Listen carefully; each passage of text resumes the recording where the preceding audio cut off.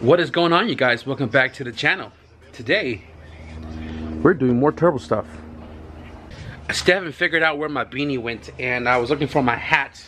One of my favorite hats is my Street to Track snapback net style, and it's pretty much ruined. So Rochelle, if you ever watch my videos, I need a new hat. If you guys have seen the last video of the VTEC head installation, I hope you guys enjoyed that video. And I cycled the engine a few more times, make sure everything was all golden, no leaks whatsoever. And now we're ready for step 2, which is installing the new turbo kit. Now I laid out everything here on the table to kind of make sure I had everything to do this job, other than making a new up pipe and a new dump tube for that wastegate, since this guy is it's not gonna do what I needed to do. He wants to keep it up pipe still, but this time he wants the pipe to go out the same direction instead of 2 different locations like so. And I'm probably gonna make the ram horn up pipe come this way, and then the dump tube on the ram horn, which is gonna be here, to go out the same route and obviously clear the radiator. A few things that I'm taking note on is the intercooler being as ginormous as this is right here, and this car still has its bumper support, and my buddy told me pretty much do what I got to do to make it fit, even if I have to take off the bumper support. Another thing that I noticed is right here in the back of the turbo, you can see that hole right there, and there's one more down there. It's missing this little bracket as well as 2 bolts, and because I have a couple broken GT35Rs, I'm gonna salvage some of these parts from that and install it here, because if that bolt hole goes through, that means we're gonna have some boost leaks. It's also running a -4 line, so I'm going to keep it the same with this one. It is a -4. Now, depending on the size of that restrictor, probably going to have to drill it out, because this is a journal bearing. It's not a dual ball bearing, so typically people don't run that water line like the Booster Boys. And I got to figure out what this leak is.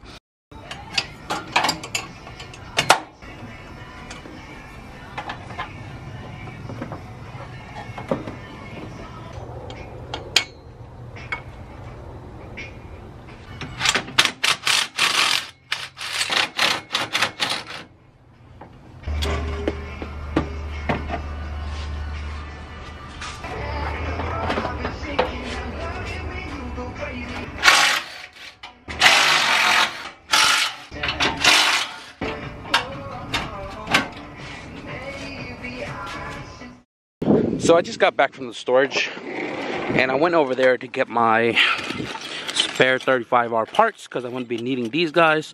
I thought it was in here, but it wasn't. And I also went to go get my spare valve cover with the bungs on it, and some dump tube stuff, because I remembered having this teardrop. I remember seeing it on the shelf, so I went to go grab that, and this would be a nice touch if I end up using it. And went to go get a drink. Check this out.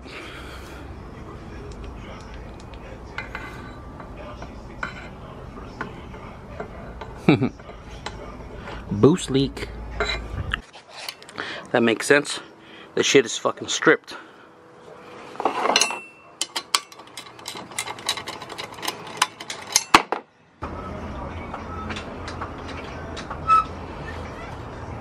Jeez. This is calling for a 3-piece front end. God damn. So a quick little update. Got the intercooler centered. You can see it's installed there. It goes down, around, and this bend sits literally right on the frame. So I can't even bring it up to match it there. The only way I can do that is to cut it here, add a piece, however long it needs, to make this go to there, and this obviously bowed forward so that this can sit upward, and then that's going to be in the way of the reservoir, because the reservoir sat here before. Installing a full custom turbo kit like this becomes a little complicated depending on what was provided, you know, for you to work with, and I'm just trying to make this all work. I don't even have my TIG welding machine here, so I can't even add the piece if I was to add to that charge pipe to be able to weld it up today or tomorrow, unless I go get it tomorrow. But we'll figure it out, guys. And yeah, that's kind of where we stand. I'm not sure if I'm going to continue any more today until I get everything fitted how I want to. I'll give you guys an update. If not, see you guys tomorrow.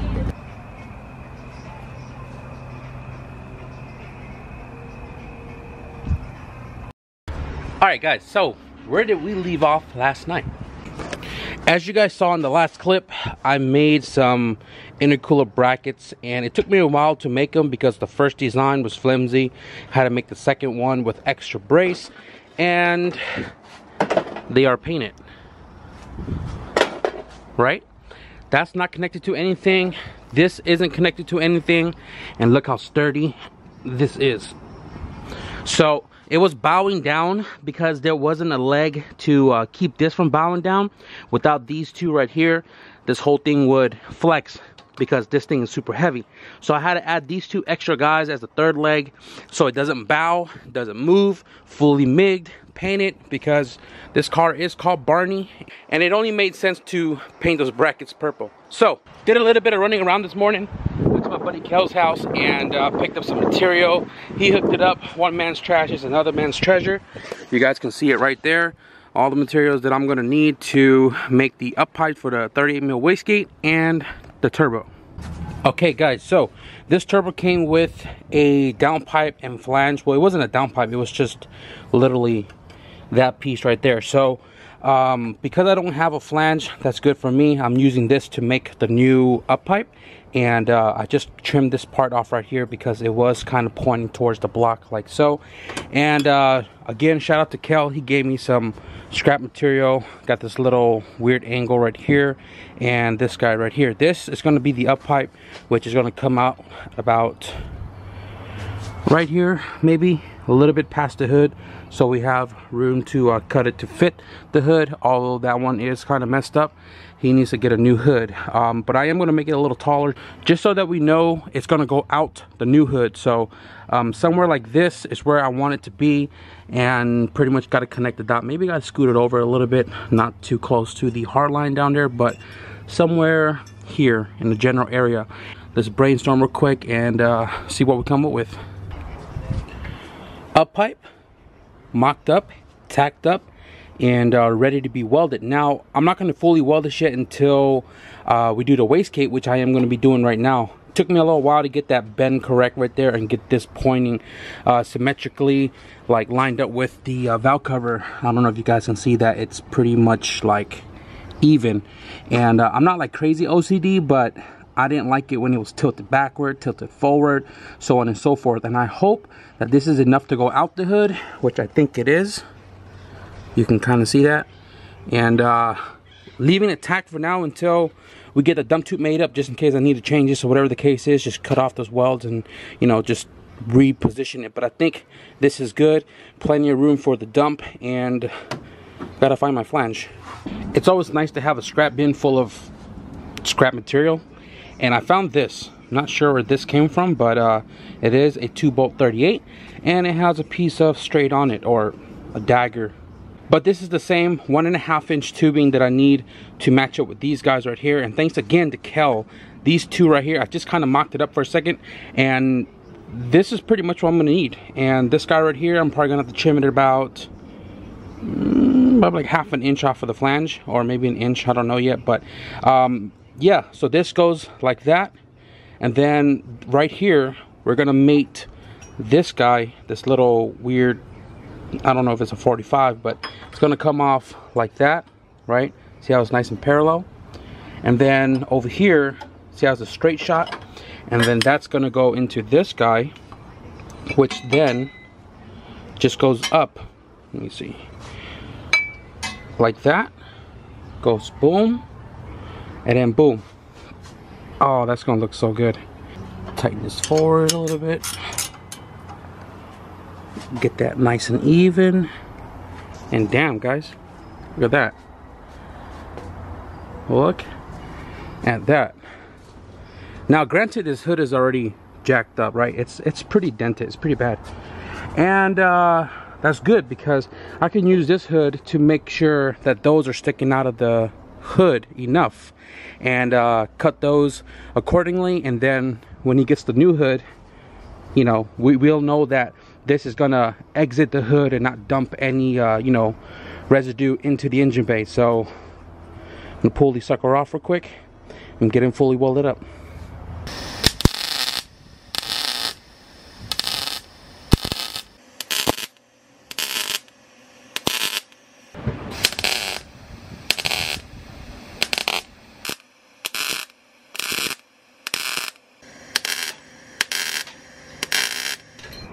I don't know if you guys can notice the darkness behind me or my crazy ass hair right now, but been chilling with my cousin and his daughters. My buddy Paco's over here as well too, and we lost a lot of daylight, but we got the up pipes installed and it looks freaking dope.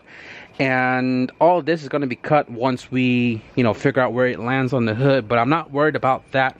I can take care of that tomorrow. I still have to cut this guy right here. I got a couple hours left to make noise, and just got to get that pipe put into place, get that tacked, or not tacked, but get that fully welded up, and that's pretty much the last piece to the puzzle.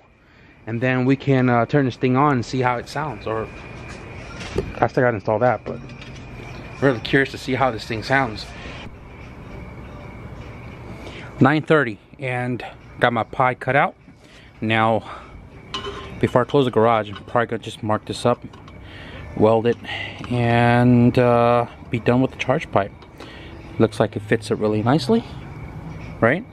Hopefully this is not coated, and I know this is not. This is brand new CX Racing piping kit, and if this doesn't have any coating and my TIG machine holds gas in the line, we'll finish it up tonight. Damn, my screen is messed up.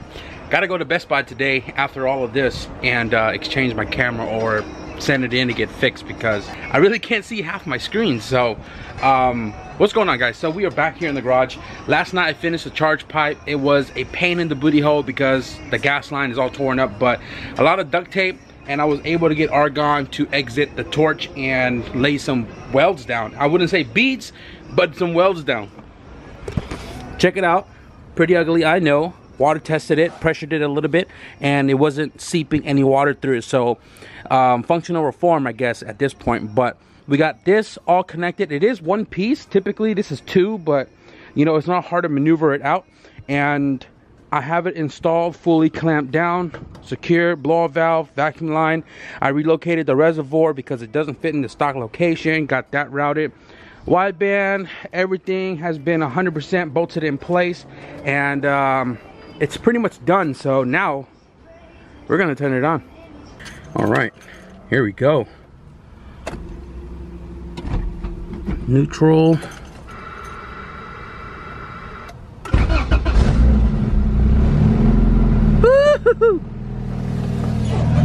Alvin, why are you scared, Alvin? Why are you scared? The smell of E85, baby.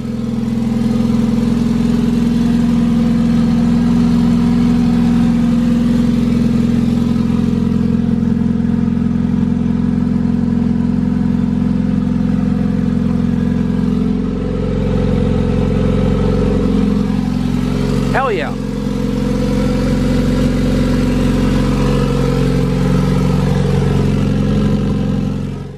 So now that the turbo kit is complete, guys, the car turns on, it sounds great. That pretty much sums up this video. Now I wish I could take the car around the block and really show you the drivability, but the car ran when it came in and it should drive just fine when it leaves here.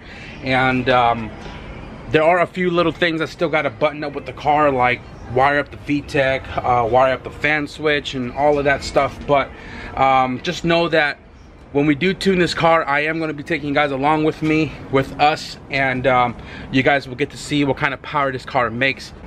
Mind you, with the LS motor, with the eBay turbo kit before, it made 358 or 360 on E85, and now we got a VTEC head with a 35R. So if you guys enjoyed this turbo kit install video, be sure to give this video a thumbs up. And if you guys want to stick around for the dyno video for this car to come, be sure to hit the subscribe button. But with that being said, thank you guys for watching, and I'll see you guys in the next video. Peace.